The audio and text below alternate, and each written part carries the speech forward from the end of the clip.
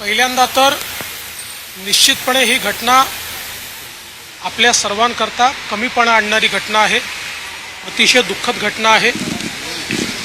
पण त्याच वेळी अशा प्रकारची घटना झाल्यानंतर एकतर त्याची योग्य चौकशी झाली पाहिजे, कोण दोषी आहेत त्या दोषींवर कारवाई झाली पाहिजे आणि तिथे भव्य पुतळा उभारला गेला पाहिजे।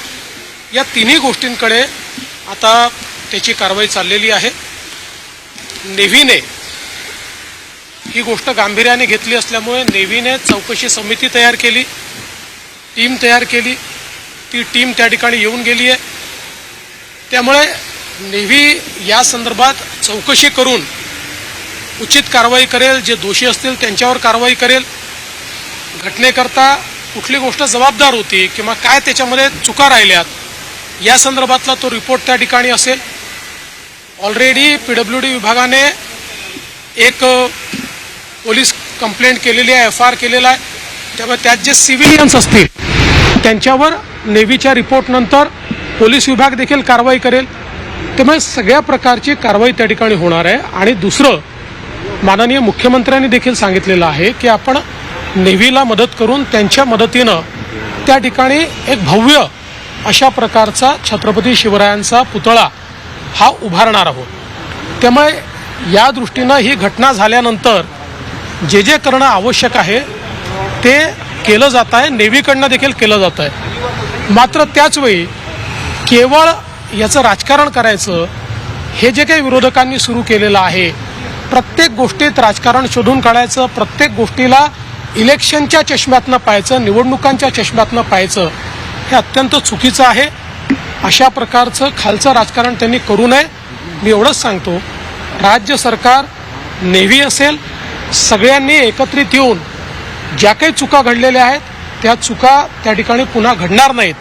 ज्यांनी चुका केल्या आहेत त्यांना शासन होईल आणि छत्रपती शिवरायांचा भव्य अशा प्रकारचा पुतळा त्या ठिकाणी पुन्हा उभा राहील, या संदर्भातली कारवाई सुरू केली। आता घटनाक्रम बघता निवडणूक डोळ्यासमोर ठेवून मुद्दाम केलं गेलं असं वाटतं का? घटनाक्रम बघता असं आहे की आता कोणी काय केलं हे मी बोलणार नाही, पण सगळ्यांनाच माझी विनंती पण आहे आणि सूचनाही आहे, या विषयाचं राजकारण करणं महाराष्ट्राला शोभत नाही। साहेब म्हणाले की या सरकारला हे कळत नाही की कुठे भ्रष्टाचार करावा किंवा याचं तारतम्य नाही या सरकारला।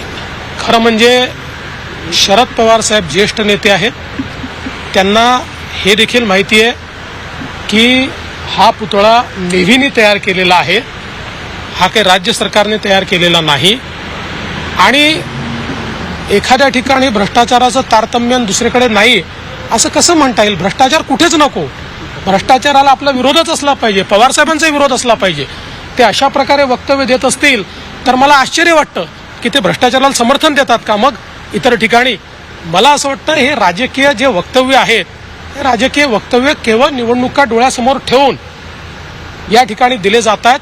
पवार साहेबांसारख्या मोठ्या नेत्याला अशा प्रकारचं वक्तव्य करणं शोभत नाही। नारायण राणे साहेबांनी आंदोलन काढामध्ये पत्रकारांना असेल तिथे असणाऱ्या अधिकाऱ्यांना धमक्या, नारायण राणे साहेबांनी आंदोलन दरम्यान तिथे पत्रकारांना अधिकाऱ्यांना धमक्या दिल्या।